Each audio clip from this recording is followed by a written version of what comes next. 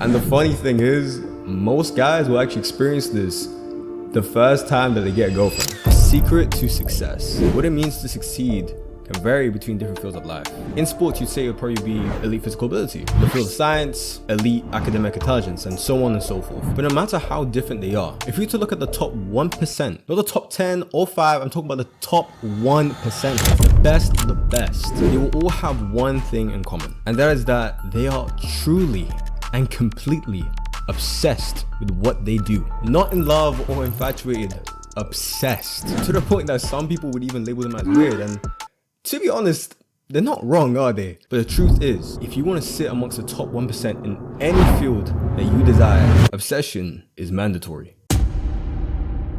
But I say the word obsessed with a big asterisk. You see, while obsession is the key to success, it's not the secret. Where you direct this obsession is. I can bet that when I said that you need to be obsessed, you immediately thought that I was talking about your goal. But the truth is, goals don't make the difference. Both winners and losers almost always share the same goals. If you were to look at the guy who finished second in the Olympics 100-meter sprint, and I'm talking about losing by literal inches here, did you think that he didn't want to win gold? That he wanted to win silver? That was his goal? That he didn't want it just as bad as the guy who actually won gold? That he didn't have as many sleepless nights, as many hard, long looks in the mirror? That he didn't pray as much to win it? He did. But the guy who won it, his system was just that little bit better. And that's what we need to focus on, your system. Obsess over the system, not the goal. The journey, not the destination. And you might just be surprised at how fast you arrive there. The first reason I want you to put emphasis on your system rather than your goals is because chasing goals encourages a yo-yo effect to take place. And what I mean by this is that, you see, when you're chasing after your goal, especially at the start when morale and motivation is high, you work really hard and consistently put the work in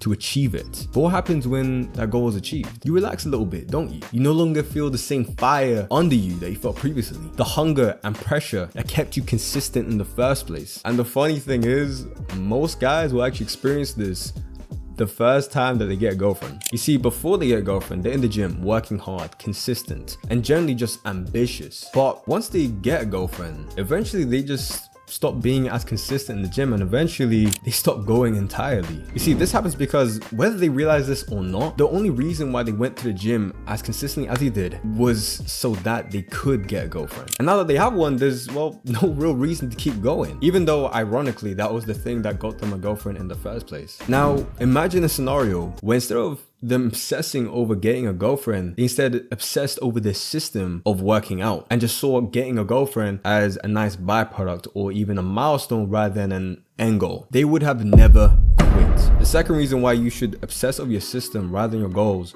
is because, to be honest, you'll just be happier. You see, when you only care about your goal, you won't allow yourself to be happy until you achieve it. And this a lot of times can happen on the subconscious level, but it happens regardless. However, when you focus on your system instead, this is not the case. Think about it this way. There are two guys who go to the gym. One obsesses over his goal, the other his system. You see, the first guy who obsesses over his goal, which is to achieve his dream physique, which quite frankly won't happen until the next 3 to 5 years, won't allow himself to be truly happy until that happens. Whereas the second guy who obsesses over his system, his dream is to just go to the gym, and he experiences true purpose and happiness every single time he steps foot in the gym. Take a wild guess. Who do you think is happier? So, does this mean that you just shouldn't have goals and just forget about them entirely? Well, no. You see, I still write my goals down all the time in my journal, but it's more about how you perceive them rather than anything else. I would encourage you to see them as a guideline or trajectory rather than the finish line or destination. You might even say that it would be better to call them milestones rather than goals.